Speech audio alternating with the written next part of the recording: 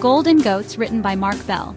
July 24, 2015. This and other wisdoms of I Am conveyed via I Am Wisdom on Substack.com, Facebook, YouTube, and other venues. For most of us, we have been taught that wealth is based on what we own, whether it be in Federal Reserve notes, cars, homes, gold, or goats. Rich and poor are relative terms and is determined by one's perspective. Things do not equate to happiness.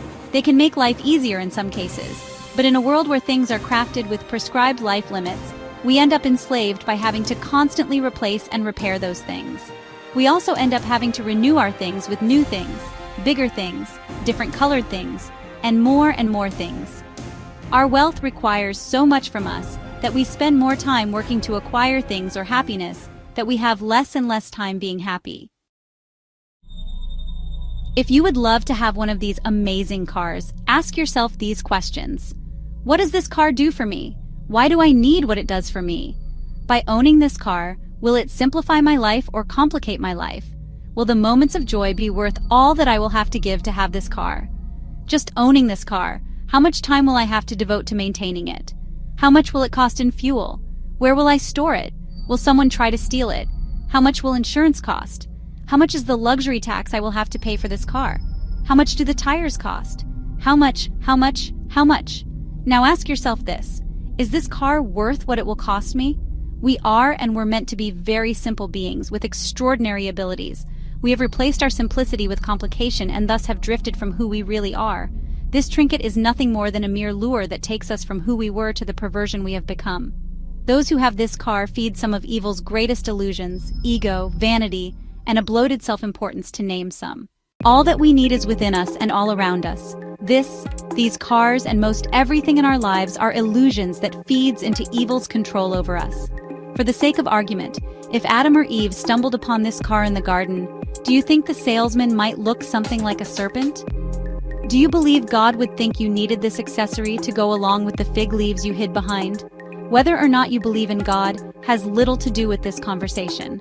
What is factual and true is that beautiful lures dangle in our pool awaiting our bite. The question that must be asked is, are the lures worth what they will cost us? It all boils down to how hard one is willing work and what they are willing to go through to have something we are taught to believe we need. The same questions would apply to anything else we own or want to own. The more we want, the more complications we add to our lives, and the more we will have to devote to those complications. And at the end of our days, those things we had to have go to someone else, and eventually, they too will return to dust. Much of what we trample over, drive by or over, fly by or zoom through to get to where we must be, is what we were supposed to see in the first place. We focus on the big, the grand, the magnificent, when if we just used the transport we were given, our legs for example, those things are all around us and within us. We have forgotten just how beautiful and powerful our simplicity is.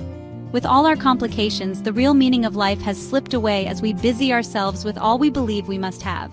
With one apparent beauty, we must labor, toil, sweat, and bleed to behold something that forever will require never-ending complications.